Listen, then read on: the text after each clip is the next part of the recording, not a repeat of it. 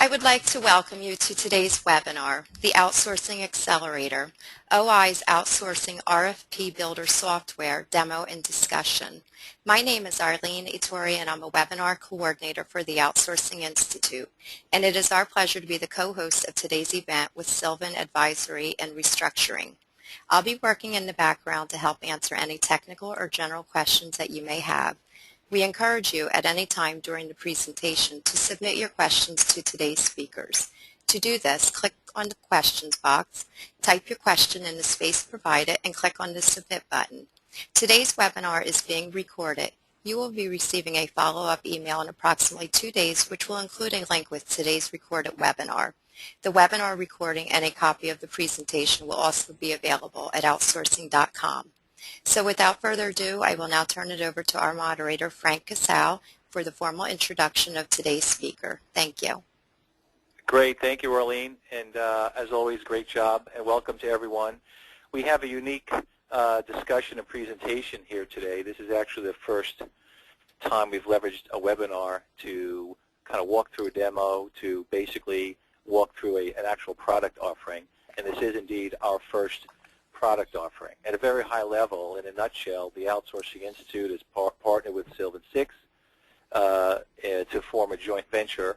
The joint venture is Navona. The product is the Accelerator. And our goal here is really to walk each of you through what this offering is, why we see it as the game changer.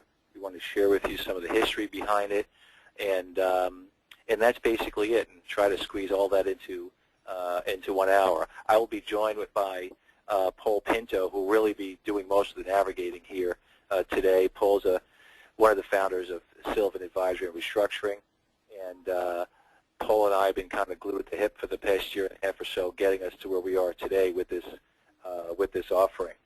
So we're looking forward to that. I'd like you to think of this as an interactive roundtable. Okay, so most of you have been on our webinars before. Send a question our way, and we'll do our best to answer all the questions. As Arlene mentioned, we will be recording this, so if you want to take a look-see at any time beyond this, we'll get you the link. If you'd like a colleague, someone within your organization, or someone you do business with to take a look, there will be free access to this right off of outsourcing.com. Now, a little bit of background. Hopefully some of you may have seen our Outsourcing 2.0 white paper. I wrote and published this probably a good 5 years ago. The basic premise of Outsourcing 2.0 was my belief and our kind of collective sense that as much as the world has changed, most people were outsourcing the same today as they were in the late 80s and early 90s, and wondering why it wasn't always working out ideally right. So my feeling is, well, if outsourcing wasn't what it was, then let's start to define the new outsourcing. So I won't get too deep into Outsourcing 2.0 right now, but the specific aspect of that I'd want to talk to for a brief moment is DIYO, do-it-yourself outsourcers. And that's what this is all about, and that's really what we're targeting here today with the Outsourcing Accelerator software.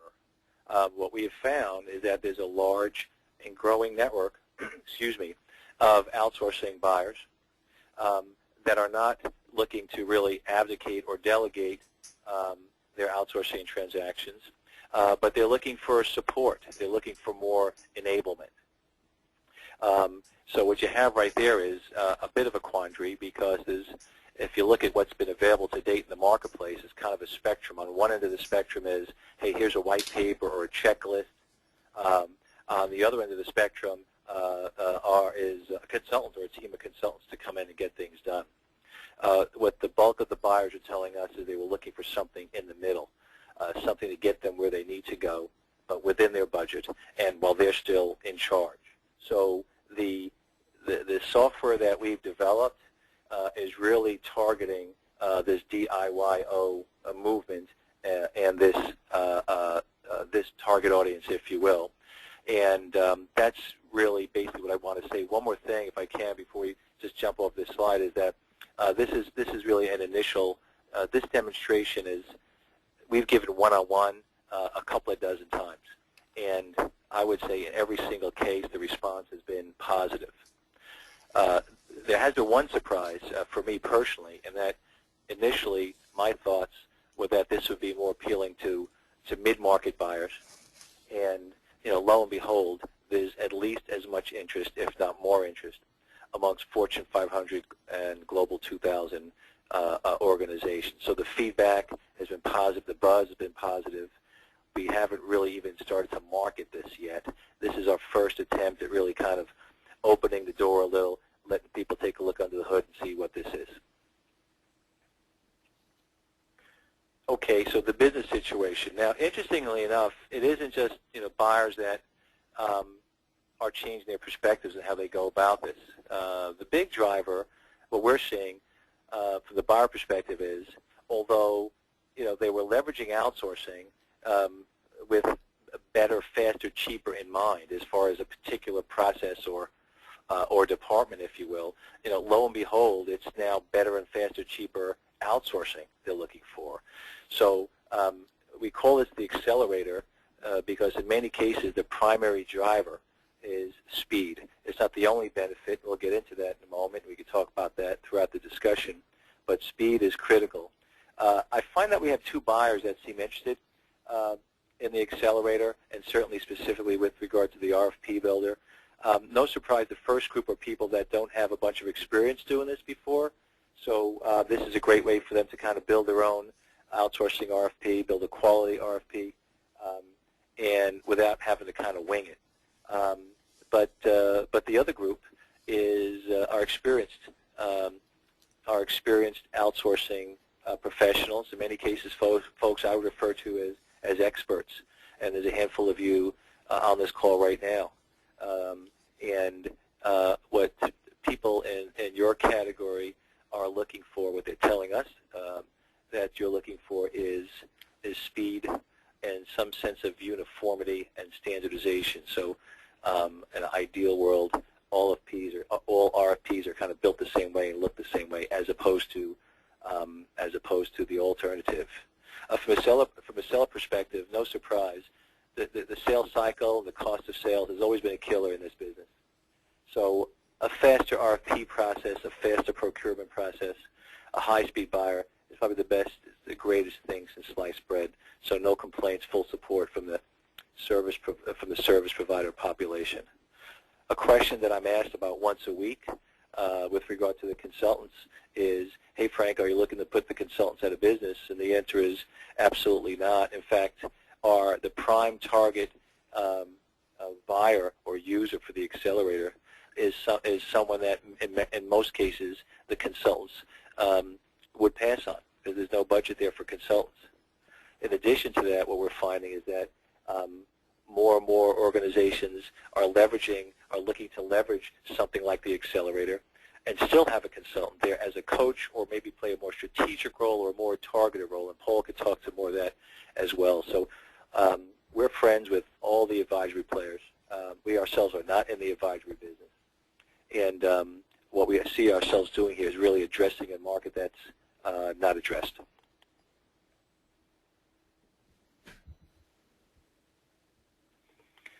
Okay, so benefits. And again, we'll touch on this more as we get into it, but I think what you'll see is ease of use, speed, quality, cost. These are all the drivers for organizations that are looking to get this done. Many of the organizations that we're talking to are outsourcing machines. They're just doing many, many deals, outsourcing and sourcing deals throughout the year. They have people dedicated to this, and they're just trying to get more done with the existing resource base. Paul, I haven't introduced you yet, but is there anything particular to that slide that you'd want to talk to as well? No, I think the net of it is pretty clear.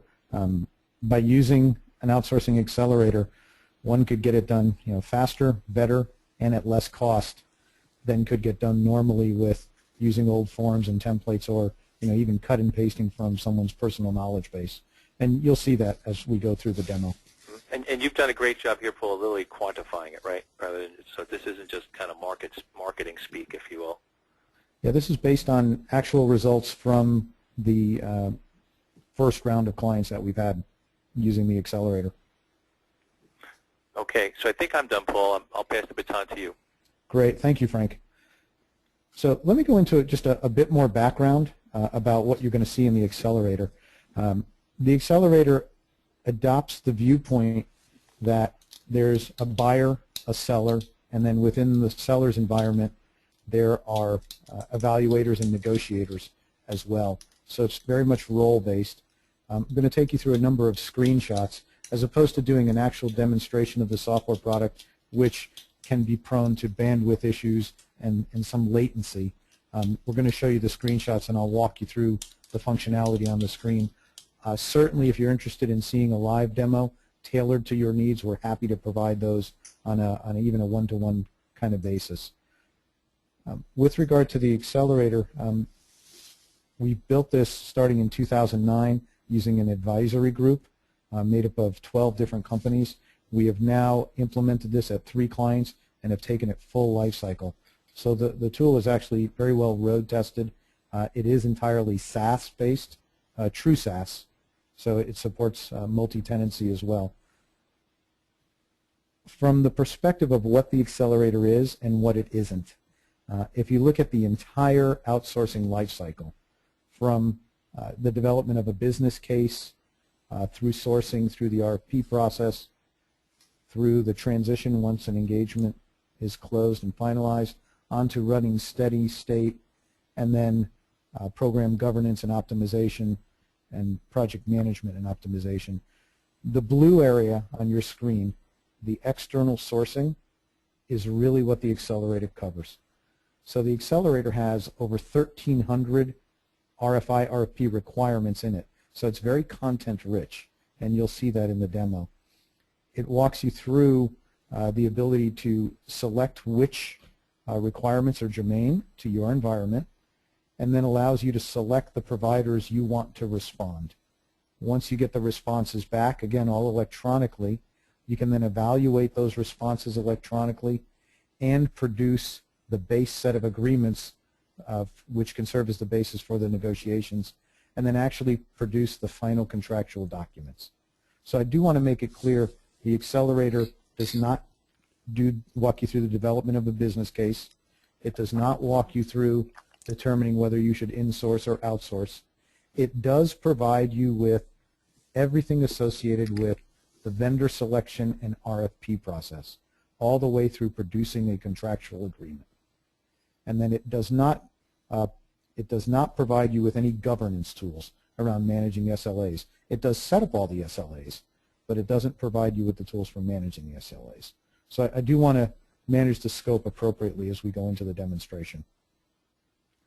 If you take a quick look at the lead screen of the Accelerator, you see the areas in orange are what's provided within the tool. So the ability to develop an RFP, solicit vendors' responses, and for the vendor to respond electronically, and then for you to evaluate those results and generate the first round of contractual agreements. So let's just spend a little time, and I won't dwell on it, just what the business problem is today.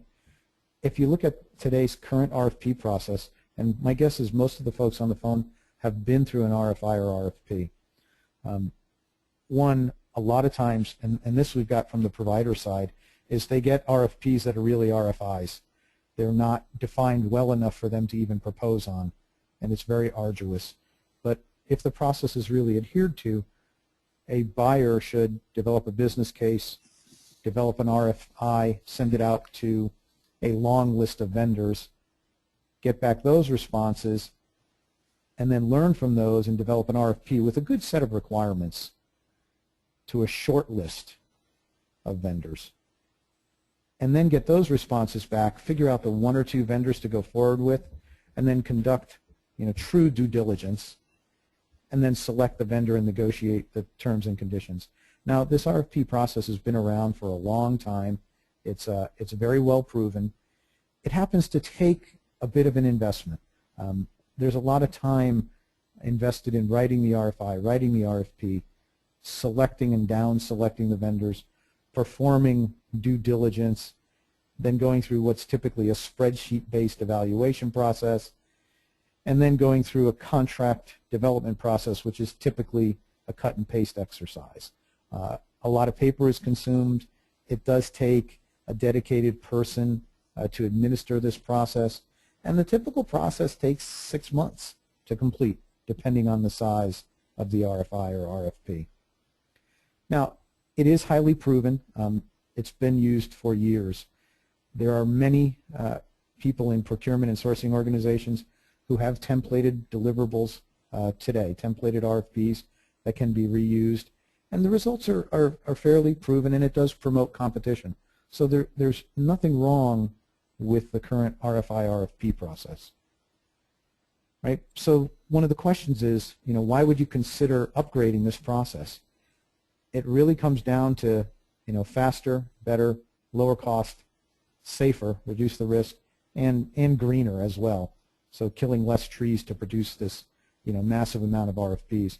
If I just focus on greener for a second, if you think about what it takes to put forth an RFP, just the volume of paper, and send that paper out to the various vendors and get back their responses in paper and electronic form, think about how much time and resources are spent through that process. From a speed perspective, again, a typical RFP takes 6 months. In the first clients that we've used, we've completed RFPs within 10 weeks, sizable RFPs within 10 weeks, and you'll see why that is. Not to mention the need for higher quality and to do these safer with less risk, to gain consensus from the business units along the way by having them involved in the process. And you'll see how that manifests itself when we get into the demonstration. So if we look at a slightly modified RFP process using the Outsourcing Accelerator, you see the deliverables, the main deliverables, are essentially the same as what we're used to getting from the standard RFP process. The difference is now that all the back and forth is automated. So we can go straight to an RFP. We don't need to go to an RFI because we have so much content embedded in the tool from which to choose. So very quickly a user can produce a very high quality RFP that vendors can bid on. And that was one of the biggest pieces of feedback that we got on the tool. The vendors prefer responding to a more detailed RFP, not a prescriptive RFP, a descriptive RFP, and there's a vast difference, which allows you, the buyer, to spend more time conducting true due diligence on the solutions. It also allows you, the buyer, to produce the contractual agreements much earlier and use them as part of the RFP process because these agreements are templated, and you'll see those in a moment.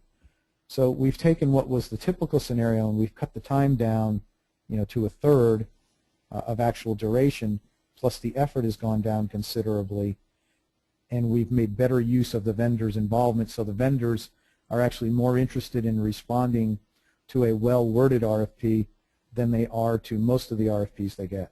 By the way, in our conversations with the vendors throw away 50% of the RFPs they receive because they're poorly written, they can't be responded to, they're unsolicited. So for the most part, they simply get chucked in the garbage. In working with the vendors and with the 3 clients that we involved, we touched over 20 vendors. The feedback was unanimous that they were more interested in responding in this form because their cost of sales, their cost of response was much less. They could respond much quicker, and they could save their templated answers so they could respond to future RFPs much quicker as well. So it's not only good for the buyer, it's good for the seller, the provider as well. Paul, if I can add one thing there, on one hand, there may be buyers on this call saying, well, if providers don't want to respond, too bad, their loss. But what many of us know right now is that most of the best providers right now, the A players, are extremely busy and being very selective with where they dedicate their resources. Would you agree? Yeah, absolutely, Frank. They really have seen an uptick, especially in the last 6 months. And I was sincere when I said they really throw 50% of the RFPs in the garbage. Mm-hmm. So based on that, though, if you as a buyer, if you want to ensure that you get a response from the best and the brightest, it behooves you to, to take that into consideration. A good RFP has a better chance of getting serious attention. And if you think about it, there's really two categories. One is a non-response. The second scenario is kind of a templated weak response, from a provider. And old buyers have told us they prefer neither of those two. They prefer a real response. Yeah, agreed. I think that was absolutely apparent in the first few that we've done. So if I take a look at, and I'll use Frank's term, RFP 2.0, right? What's the next iteration of the RFP? It still leverages the proven process that we've all grown to appreciate and rely on. But now it involves some different components, like matchmaking. How do you get hold of which vendors to solicit? Everybody knows the name brand vendors, but there are 50,000 vendors in the marketplace today, some of which, the Tier 2s and the Tier 3 vendors, have now specialized by different technologies, by different industry niches, by different industry sub-niches, and have become very capable, very capable. Very difficult for a buyer to keep track of these 50,000 vendors and to know which ones are legitimate and which ones are not. So we now offer a matchmaking process as well to augment the tool to help you get to a shortlist much quicker. So Paul, let me address that as well for those that aren't familiar with it. Maybe you can expand. But the matchmaking service is what will provide a buyer who actually has a need for hands-on expertise. They need a consultant. They don't have the money for a consultant. That's the real kind of elevator pitch there. And Paul, maybe you could expand on how we've approached that. Yeah, so by virtue of having the requirements well documented in the tool, we can actually go through, and the best way to think about it is a Match.com or a eHarmony.com analysis of what kind of company is doing the buying, where they are in the maturity of their buying cycle and their outsourcing capabilities and what it is they want to buy. Through the Outsourcing Institute, we have access to 30,000 vendors. Can actually perform this matchmaking process and say, here's the 6 or 7 to think about that perhaps weren't on your radar screen, who we know to be proven and have proven capabilities in this area and are a good, chemistry match. And I'll talk a little bit about math, physics, and chemistry, but a good chemistry match for what you're looking to do and for your company. If I go on further to look at other components of the Accelerator, it is clearly a tool. You'll see there's embedded workflow, and it's entirely electronic, and simply just a much faster way to produce an RFP and get responses back.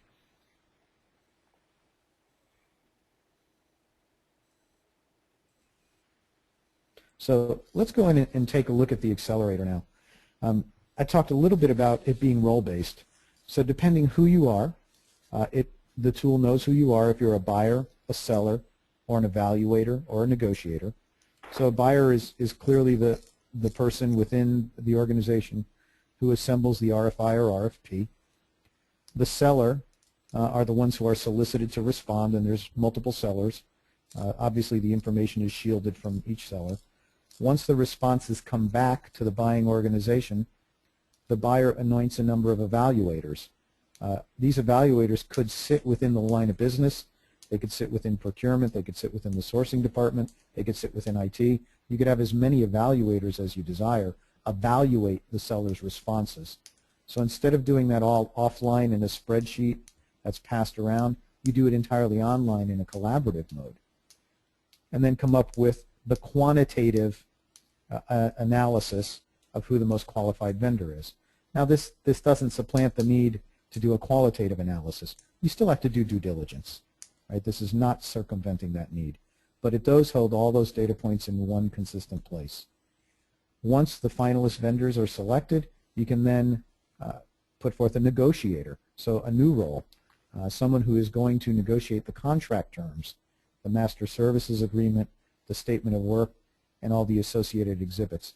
And all of these base contracts exist in the tool as well. So within a small organization, the buyer, the one manager, could be the buyer, the evaluator, and the negotiator. Within a large organization, you could have one buyer and several sub-buyers who contribute to the RFP. You can also have a multitude of evaluators and then a number of negotiators as well, each one having a lead and subs. Same thing on the seller side. When you select the number of vendors to include in the process, those vendors could have sub-sellers as well, who they could assign different components of the response. So let's go on and take a look at some of the screens now within the tool. So from the buyer's perspective, the first set of screens you get to, you're asked a number of questions.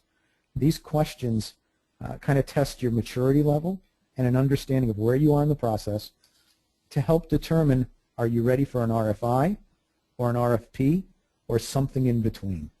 So the tool has this business logic built into it. You answer this short set of questions, and the tool makes a recommendation for you what you're best suited to do. The tool also has enough content in it, again, 1,300 requirements that map to IT outsourcing, so data center outsourcing, hosting, system monitoring, application development and management outsourcing, so everything having to do with outsourcing support for a packaged app, custom developed software database management, help desk level 1, 2, and 3, and then generic business process outsourcing. So you can also add to the tool anything specific to BPO. The next iteration of the tool, which we're in the process of building now, will have call center outsourcing specific requirements, HR, so HRO, and FAO, finance and accounting specific outsourcing requirements. But today it's very much focused on app dev, application maintenance, and ITL, again with the ability to add to it at your leisure. You'll also see on the screen to the left there's a back button, and to the right is a next button. So the tool has workflow built into it, so a novice could come in and just keep nexting their way through the logical workflow of the tool. Once you go through the base questions and you select which type of outsourcing engagement you want to field, the tool makes a recommendation if you're ready for an RFI, an RFP, or something in the middle, a collaborative RFI, RFP. It also cites kind of the benefits and the risks associated with each environment. And you could change it. The tool will make a selection for you, but you could say, no, you know what, I really want to do a full RFP. I think I know enough. The tool doesn't think you know enough, but you could change that. But either way, the tool is going to show you all of the requirements. What it is going to do is pre-select a subset of the requirements for you based on how you responded to the questions. So while there's 1,300 requirements in the tool, if you just simply select, I want to outsource application development, it's going to subset them down to 385 of those requirements. It's going to show you all the other ones and allow you to select them as you see fit and or add your own, but it'll pre-select the ones it thinks you should include at a minimum in your RFP. Paul, so now there's a question. I'm not sure if I understand the question. See if you do. The question is, are these, let's see if I could, maybe I have to open this up a little. Bear with me. Looks like the question would be truncated a bit. It just says, are these top-tier sellers? I'm not sure. Whoever submitted that question, if you could just take another pass at it and maybe be clearer, we'll make sure we address that. Okay. Thank you, Frank. Still on the buyer side, you could have a number of RFPs going at the same time, and the tool keeps track of them and their names and their statuses, whether they're finalized, meaning sent out for response, or pending. You can assign sub-buyers, so you don't have to go it alone. You can assign sub-buyers within your organization or even outside of your organization to add to components of an RFI or RFP. And you'll see across the top line here, you see all the components of an RFP.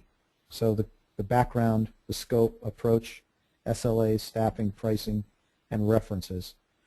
Within the company background section, which you have in front of you, you'll see these are the questions that will be posed to the vendor. Anywhere along the way, you can add an attachment. You can also change the wording of these. You can also add a new requirement. If it's checked off, you can leave it checked off for inclusion within the RFP, or you could uncheck it. You could deselect it, so it's not included in the RFP. Again, you could just hit next or back, or you could go up to the menu bar and start hopping around within the various sections. Right, if I go to another section, and this is Paul, if I may, sorry to interrupt. I just want to make sure we don't get behind the question. So this question is it top-tier sellers who have expressed preference for a tool such as this for responding to RFPs? No, so it's across the board. So again, the 20-plus sellers that we dealt with in the limited release, they ranged. One of the instances was to top-tier groups, and they were all eager to participate. The other two were to Tier 2 and Tier 3 vendors who were all eager to participate as well. So I can't say that it was isolated to one size of seller. If you think about it, let me see if I can go to the question behind the question. Any vendor, irrespective of size, would benefit from responding electronically. It saves them paper, it saves them formatting. They could still attach all of the marketware that they want to attach, and they could still get their solution put forth. Once they do it for one, they can save that response. So the next time they're solicited, the generic questions can be answered the same way very quickly.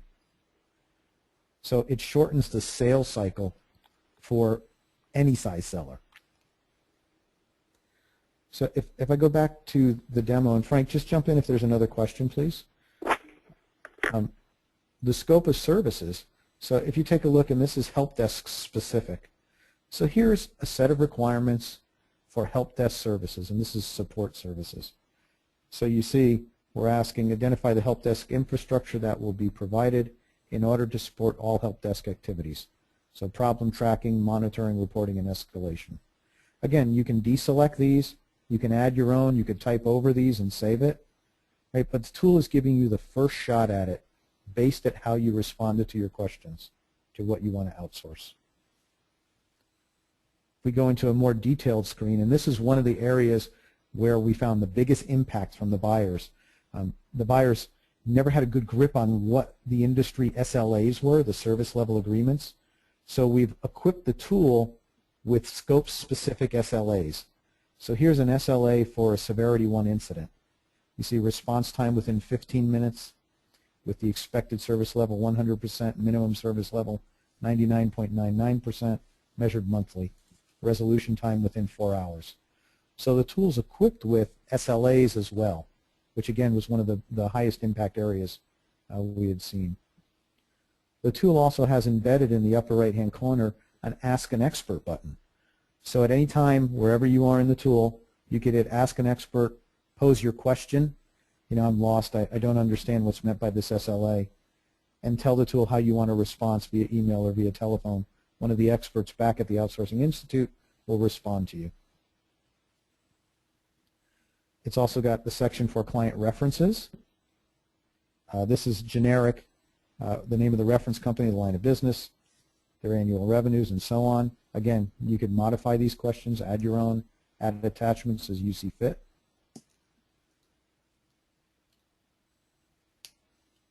And then it's got information on cost. So this is a rate card specific, but it also supports anything around fixed fee or transaction-based pricing. I talked a little bit about matchmaking. You know, this is one of the big areas. A lot of buyers only know of a certain set of vendors, you know, 10 to 12, with whom they are comfortable. Everybody gets the math and physics of outsourcing. The chemistry part is the hard part. Who's the right vendor? Are they the right size for me to do business with them? Do they share the same core beliefs that my company does? Is our DNA a good match? All of this can be provided through a matchmaking service once the requirements are instantiated in the tool. And Frank and I spoke a little bit about what's entailed in the matchmaking service. So now let's look at it from the seller's perspective. So let's assume that we've gone ahead, we went through the tool, we selected the requirements we wanted, we entered in some new requirements, we finalized it, we've determined the short list of providers. Now let's see what the provider sees. So they get the same kind of interface. They log into the screen, they get the company name information, indicate your full legal company name for your company. They could enter the response. You see over to the right of that, the little email icon. They can ask a question about this question, or they can add an attachment. They could also view any attachments that are here. So unlike some of the other tools that are in the market, where you just have 250 characters to respond and you can't add an attachment, you can add an attachment anywhere. You can also, as a seller, you can ask your questions of the buyer, and this keeps track of all those questions. On the buy side, you then answer those questions back to the entire group of sellers or back to the specific seller. That's your choice. So exact same kind of interface for the seller. Here you see responding to a question on the executive summary, and here there was an attachment from the buyer, and the sellers added an attachment as well. So now they're indicated in green to the right-hand side. With regard to the service levels, the seller now sees the SLAs as they were entered by the buyer, and they're given the choice to accept as cited, accept with a modification, or reject. And then they can enter their response, again, add an attachment or ask a specific question. So very quickly from the buyer side, you see, has a seller rejected a number of SLAs, or have they accepted them all as is, which is relevant information in down selecting vendors. If I go on, clearly they can add attachments anywhere and ask questions anywhere throughout the process. So you can see from a seller's perspective how this could be very favorable to you. At the end, you save all your responses, and now you have a template for responding to other similar RFP requests. Again, they can also ask their questions and get answers to their questions, all of which happens online and with no paper generated. So now let's assume. Yeah, go ahead, Frank, please. Does the tool allow the seller to set predefined answers to predefined questions so that it does not have to be filled in each time? It does not. Instead of doing copy and paste? Yeah, it does not at this time. That's a pretty sophisticated act. So while the tool's got a lot of sophistication, we did not invest the business logic in responding to questions. Okay. So if I move on and look at it from the evaluator's perspective, so let's assume you've sent out an RFP, you get a number of responses back from the vendors. So now what do? First thing the tool does, it takes its first shot at weighting the value of each question, each requirement that was put forth. So based on a series of business rules, it does the initial weighting. You can go through and change the weighting. It's got to add up to 100%, and the tool will prompt you if it doesn't, but the tool takes the first shot at weighting all of the requirements you put forth. And this is just done by a lead evaluator. Once the weighting is done and locked in, you can then go in as an evaluator, and you could review the question, the vendor's response, and you could read any attachments that they've had or any questions that they've posed. So I can have several evaluators, including folks sitting in the line of business doing the evaluations. And when they go in, they get a pop-up window that says, you know, rate this response from very low to very, very high. If it's very high, it may also be a real differentiator. If it's very low, it may also be a deal breaker. And you could indicate that as such. Just go through each piece that you're assigned to and rate them. So again, here's SLAs. You go through, pull it up, and rate it. As you're going through and rating, you can also add a comment at any time to your rating, all of which is tracked in the tool as well as the audit trail. So if you go in later and change it, that change is also tracked. At the end of the evaluation, you get your report that says, here's how I rated these vendors, and here's the comments I made. And once you get really good at it, you can use this screen to do power rating. As a matter of fact, you could go into this screen and change a rate. You could say, oh, that 5.1.3 headquarters, which I thought was a real differentiator, and I gave them a 5 because they're so close to ours. You know, maybe I was a little too generous. I want to change that to a 4. You could change it to a 4 right here. Once you're done with this, it adds up the total, and then you can export it to Excel or PDF, whichever you choose, and do all the number crunching you want. You can also look across all of the evaluators and see how they rated one vendor. You could also look across a specific question and see how that question was rated by all the evaluators against all of the potential providers. So the tool's got the slice and dice capability for all of the evaluation. So if you see what we've done is we've taken what was traditionally done in a spreadsheet offline and we've put it online and done it all electronically, but given you the ability to export it as you see fit. So once we get the negotiation done, we've locked in on a vendor, we've done the due diligence, and I don't want to skip that part. Right? You still have to do due diligence. You should go visit the vendor's facilities, talk to the delivery agents, interview some of the folks. Right? The tool does not supplant the need to do due diligence. But once that's been done, you could then go into the negotiator component of the tool. And by answering 13 questions, what the tool does is it takes all the components from the vendor's response, all the SLAs they said yes to, all the ones they said accept with a modification, all of your scope pieces that they've agreed upon, and it sucks all of that into the contracting mechanisms. So by just answering 13 questions here, you can then generate all of your contracts. So you'll see this is the outline for the contracts. You'll see the MSA components.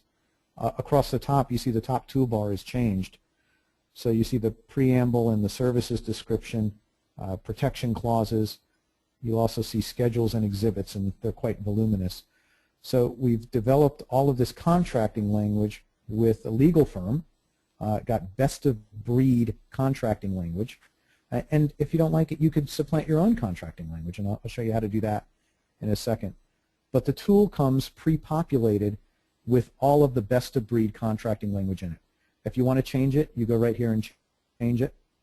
You can include it or exclude it by checking the box on or off. You could add a new section. You could delete a section. Entirely up to you. But then you actually hit a button and produce, this is a 34-page master services agreement in Microsoft Word that took everything from the RFP and from the selected vendor's response and has now embedded it in the master service agreement.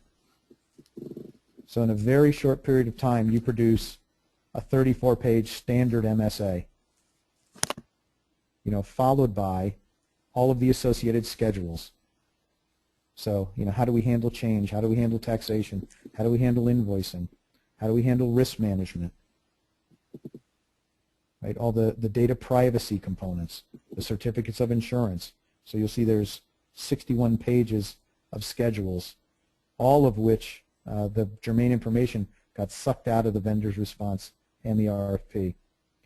We also produced a series of exhibits, and this is where most of the things change, but you see the exhibits around what's the scope of services, what's the approach, what's the pricing, fixed fee, what's the pass-through expenses, the time and material rates. Net, you get all the contracting language one needs to now close a deal. Now, you use these as the basis for your discussions and negotiations. Right? So once you produce them in Word, that's where they stay, and then you negotiate from there. You wouldn't go back to the tool and change the terms unless you want that new term to be something standard in the tool. Okay, so that's the major screens within the tool. There's a number of screens, again, 1,300 requirements, content built into it. I'll go back to the benefits slide that we discussed earlier. You can see how if you were going to do and administer an RFP process as an original work, how it could take you well over 6 months and well over 500 person hours. While most of us, have some artifacts that we reuse, we cut and paste, and we get an economy of scale. We could do it in much less duration and time investment. But by using the Accelerator, I can essentially go through and get an RFP out the door inside of 4 or 5 hours. And then I've got to wait for the responses to come back, but I can evaluate them online. I can get an RFP done very, very quickly and produce contracts, in a standard form, which is extremely meaningful, all of which are considered best in class and best practice based. So you get an appreciation for why it's called the Outsourcing Accelerator. It really does accelerate the process. If I look at the benefits and try to put some numbers to those, if you're a first-time developer of an RFP, clearly you could save a lot of cost by using the accelerator. Even if you're a seasoned developer of an RFP, you save a lot of time. You can produce RFPs very, very quickly, and you can instantiate all the tribal knowledge that's within your organization or within your head. The question comes now, the time savings. To get them out the door fast and reduce the time, what's that worth to you? If it's a critical business need, it's worth a lot. But that's something you have to decide for yourself. What's the quality and consistency worth to you? Also, if you have multiple people within your organization producing RFPs and contracts, what's it worth to have a standard baseline set that's been reviewed and sanctioned? Again, you've got to decide what that's worth to you. So there's a number of tangible benefits that are easily qualified. There's a number of intangible benefits that you really have to decide based on your organization and your environment.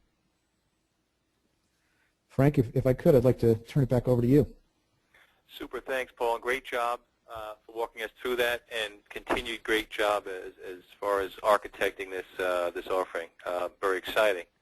For those of you that are intrigued and or interested and would like a personal live demo and would like to talk about your specific need, just drop me a note, excuse me, and we'll be happy to arrange.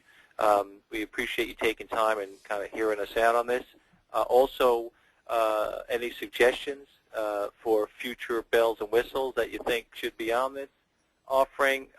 We value your opinion. As Paul touched on briefly from the beginning, we've had a very open and active dialogue with our membership from the very beginning. We didn't just go off into a corner and build this, although we had a good sense of what we thought everyone wanted and needed. We were occasionally surprised by some of the suggestions. So we continue to welcome the open dialogue and feedback. So there's the contact information. I think you have one or two more slides, Arlene.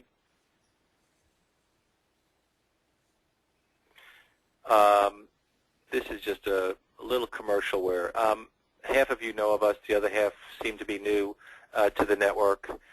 There's a bunch of things we do here at the Outsourcing Institute. We're at outsourcing.com, which you probably know. It's how you found us. A heck of a lot of information there. In a couple of months, you're going to see a brand new website there, which we're jazzed about. So keep your eyes and ears open, and we'll be announcing that soon. The RFP Builder software is basically what we just talked to, the Outsourcing Accelerator. We also have a sister company, CMS, if you're looking to hire outsourced experienced people, either on the buy side or the sell side or from an advisory capacity. If you're an advisory firm and you're looking to hire consultants, CMS, they're the go-to guys for that. We also have a roadshow program. It's very local, intimate gatherings. And for those of you on the line that are providers, if you're in a marketing capacity and you're looking for sponsorship opportunities, we have some great things. And maybe one last slide, Arlene, about the roadshow, I think. Just some specifics here. If you're in or about the Los Angeles area, on May 20th, we'll be there. We're going to have a great gathering, a handful of some power CIOs talking about their outsourcing experiences and adventures. And right here in New York, where I'm based, on June 9th, we have a great agenda. The overarching theme is innovation from outsourcing, if you will. So initial response has been great on both. I'd love to have you there, and all you need to do is go to outsourcing.com/roadshow. And again, thank you very much for joining. Again, any questions, comments, suggestions, you know where to get us, and keep an eye out for future innovative offerings from the Outsourcing Institute, certainly now through our joint venture with Paul and his team through Navona. Thank you all again. And Paul, thank you very much. Thank you, Frank.